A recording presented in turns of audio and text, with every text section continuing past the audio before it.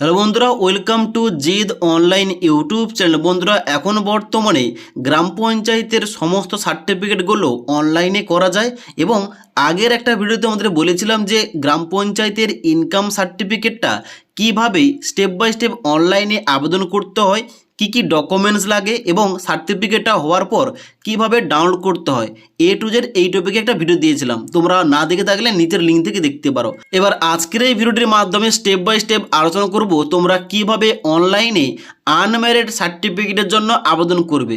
Unmarried সার্টিফিকেটের online আবেদন করার জন্য কি কি ডকুমেন্টস লাগবে, কিভাবে আবেদন করতে হবে, আবেদন করার পর কিভাবে অনলাইনে সার্টিফিকেট ডাউনলোড করবে, এ টু জেড নিয়ে আজকের ভিডিওটিতে আলোচনা করব।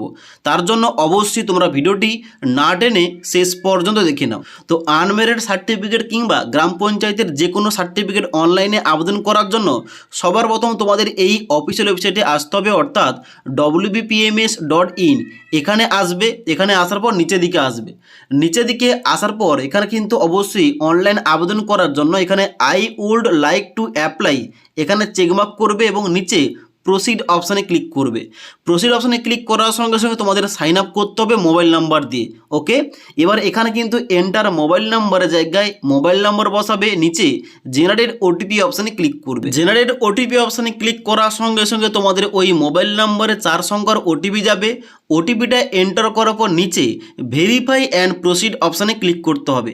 ভেরিফাই অ্যান্ড প্রসিড অপশানে ক্লিক করার সঙ্গে সঙ্গে পরবর্তী অ্যাপ্লিকেশন ফর্মটা খুলে যাবে, যেখানে স্টেপ বাই স্টেপ ফর্মটা ফিল আপ করতে হবে। তো এখানে কি রয়েছে, অ্যাপ্লিকেশান ফর্ম ফর সার্টিফিকেট, যেখানে সার্টিফিকেটের জন্য আবেদন করতে হবে। এখানে সবার প্রথম কি রয়েছে, সবার প্রথম রয়েছে এখানে জিপি ডিটেলস, মানে গ্রাম পঞ্চায়েতের ইনফরমেশন দিতে হবে। এখানে সবার প্রথম রয়েছে ডিস্ট্রিক্ট, অর্থাৎ তোমাদের কিন্তু জেলার নামটা এখান থেকে সিলেকশন করতে হবে।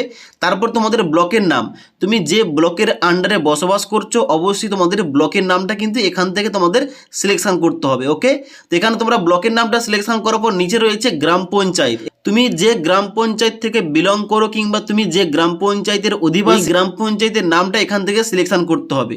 তারপর রয়েছে সংসদ নম্বর, এখানে কিন্তু অবশ্যই দেখে শুনে তোমাদের কিন্তু সংসদ নম্বরটা সিলেকশন করতে হবে এবং সংসদের এখানে কিন্তু নাম্বারের পাশে আবার এখানে মেম্বারের নামটা দেওয়া রয়েছে, যেখানে তোমাদের অবশ্যই সঠিকভাবে চুজ করতে হবে তোমার পঞ্চায়েতের মেম্বার কে রয়েছে কিংবা তোমার সংসদ নম্বর কত, এখানে কিন্তু অবশ্যই সঠিকভাবে তোমাদের চুজ করতে হবে। ওকে, এবার এখানে সংসদের নামটা এখানে সিলেকশন করার পর নিচে রয়েছে এখানে এসএসসি নম্বর, এসএসসি নেম এবং রিলেশন উইথ অ্যাপ্লিক্যান্ট।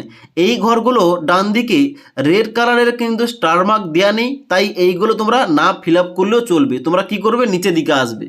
নিচের দিকে আসার পর রয়েছে অ্যাপ্লিক্যান্ট ডিটেলস, যেখানে প্রথমে স্পষ্ট করে লেখা রয়েছে applicant details must be fill in English, যেখানে তোমাদের ইংরেজি তোমাদের কিন্তু টাইপ করতে হবে সমস্ত কিছু তথ্যগুলো।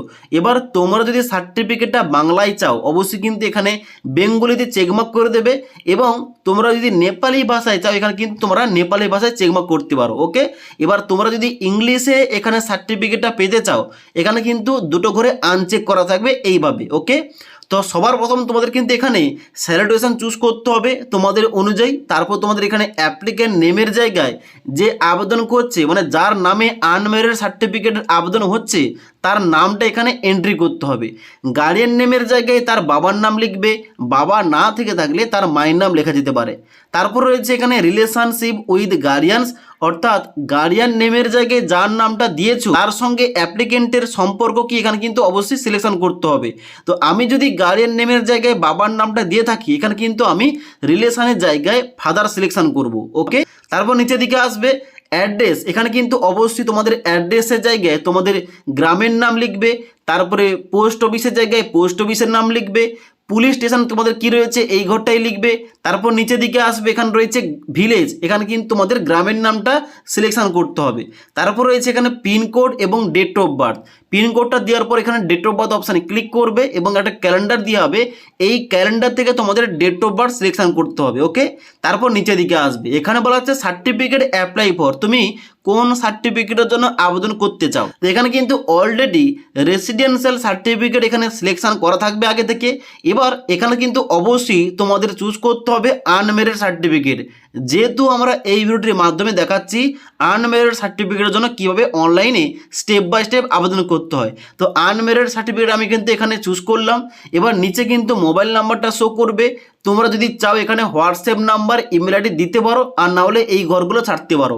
এবার সব থেকে এই ফর্মের গুরুত্বপূর্ণ পার্টটা হচ্ছে ডকুমেন্টস আপলোড কিংবা সিলেকশন করতে হবে। এখানে সঠিকভাবে ডকুমেন্টস আপলোড না করার কারণে এখানে কিন্তু সার্টিফিকেটগুলো হয় না কিংবা পেন্ডিং থাকে অনেক দিন ধরে। তো কোন ঘরে কোন ডকুমেন্টস তোমরা আপলোড করবে তোমাদের বলে দিচ্ছি A to Z। তো প্রথম বলা আছে সিলেক্ট ডকুমেন্ট 1, এখানে ক্লিক করবে। ক্লিক করার সঙ্গে সঙ্গে অনেকগুলো ডকুমেন্টসের লিস্ট দেওয়া রয়েছে, যেমন রয়েছে current financial year tax receipt, Aadhaar card, passport, driving licence, voter ID card, ration card with address, এবং তার সঙ্গে সঙ্গে এখানে certificate by government recognise educational institution রয়েছে, প্যান কার্ড রয়েছে, পাসবুক অফ পোস্ট অফিস রয়েছে, আইডেন্টি কার্ড রয়েছে, এবং তার সঙ্গে সঙ্গে NREGA card issued by government রয়েছে, ফটো আইডি কার্ড রয়েছে, পেনশনার কার্ড রয়েছে, কিষাণ পাসবুক রয়েছে এবং আদার ডকুমেন্ট রয়েছে।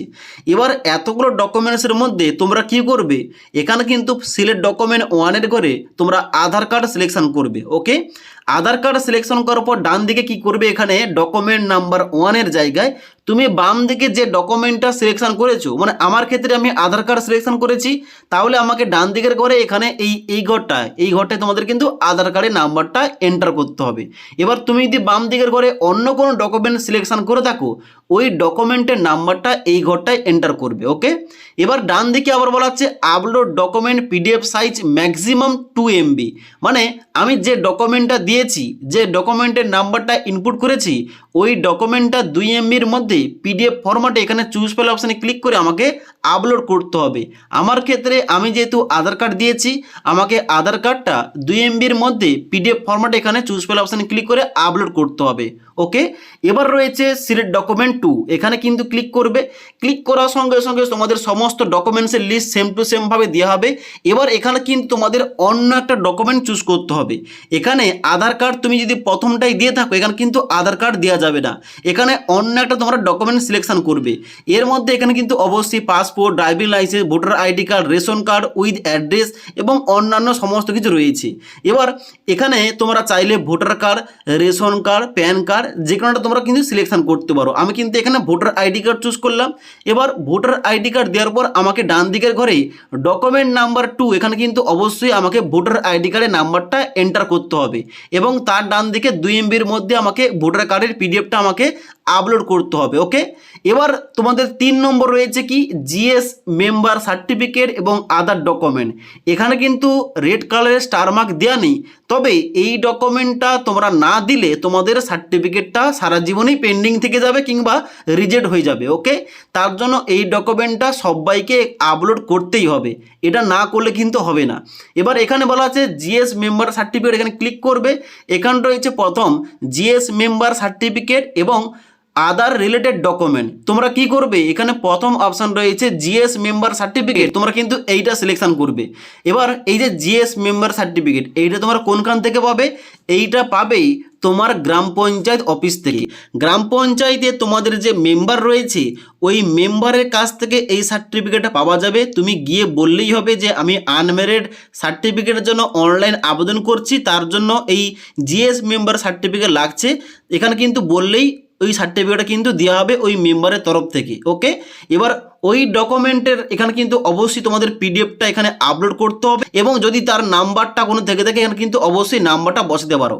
তারপরে রয়েছে upload applicant photo 100 KB maximum তোমাদের বলা হচ্ছে, অর্থাৎ 100 KBর মধ্যে ওই অ্যাপ্লিকেন্টের মানে যার নামে আনম্যারিড সার্টিফিকেটটা হচ্ছে তার এখানে কিন্তু একটা পাসপোর্ট সাইজের ফটোগ্রাফ চুজ ফাইল অপশানে ক্লিক করে আপলোড করতে হবে। ওকে, তো এই সমস্ত কিছু তোমাদের কিন্তু এখানে দেওয়ার পর তথ্যগুলো এবং সমস্ত ডকুমেন্টসগুলো আপলোড করার পর নিচের দিকে আসবে। নিচের দিকে আসার পর তোমরা সাবমিট অপশানে ক্লিক করবে। এবার অ্যাপ্লিকেশানটা সাবমিট করার সঙ্গে সঙ্গে তোমাদের কিন্তু পরবর্তী পেজটা খুলবে, যেখানে তোমাদের দেখাবে অ্যাপ্লাইড সার্টিফিকেট টাইপের জায়গায় তোমাদের দেখাবে আনম্যারিড সার্টিফিকেট, অ্যাপ্লিকেন্ট নেমের জায়গায় তোমাদের নামটা শো করবে, অ্যাপ্লাই ডেটের জায়গায় তুমি যে আজ আবেদন করেছো ওই ডেটটা শো করবে, এবং ভ্যালিড আনটিল ডেট শো করবে, এবং তারপরে শো করবে স্ট্যাটাস অফ সার্টিফিকেট, তোমার সার্টিফিকেটটা বর্তমানে কি অবস্থায় রয়েছে। এবার যখন তোমরা দেখবে এখানে পেন্ডিং রয়েছে কিছুদিন পর যখন চেক করবে এখানে অ্যাপ্রুভ হয়ে গেছে, তোমরা ডান দিকে এই যে অ্যাকশান অপশান দেওয়া রয়েছে তার নিচে একটা অপশান দেওয়া হবে, এখানে ক্লিক করে তোমরা সার্টিফিকেটটা ডাউনলোড করতে পারবে। ওকে, তো এখানে কিন্তু আবার যখন তোমরা পরবর্তী চেক করবে অবশ্যই তোমরা কিন্তু ওই নাম্বারটি দিয়ে লগ ইন করবে। লগ ইন করার পর কিন্তু অবশ্যই এই যে উপরে একটা অপশান দেওয়া রয়েছে application status and certificate download, এখানে ক্লিক করলে কিন্তু তোমাদের এই পেজে নিয়ে আসবে। এই পেজে আসার পর তোমরা আবার চেক করবে তোমাদের সার্টিফিকেটটা হয়েছে নাকি হয়নি বর্তমানে, এবং তার সঙ্গে সঙ্গে কি অবস্থায় রয়েছে, তার স্ট্যাটাসটা কি দেখাচ্ছে। তো আশা করি তোমাদের A to Z বলতে পারলাম একটি আনম্যারিড সার্টিফিকেটের জন্য কিভাবে অনলাইনে আবেদন করতে হয়, আবেদন করার পর কিভাবে স্ট্যাটাস চেক করতে হয়, স্ট্যাটাস চেক করার পর পরবর্তীতে তোমরা কিভাবে কোনখান থেকে তোমরা সার্টিফিকেট ডাউনলোড করতে পারবে তোমাদের A to Z বলে দিলাম। যদি আজকের এই ভিডিওটির আপডেট ভালো লেগে থাকে একটি লাইক করবে এবং বন্ধুদের অবশ্যই ভিডিওটি শেয়ার করে দেবে।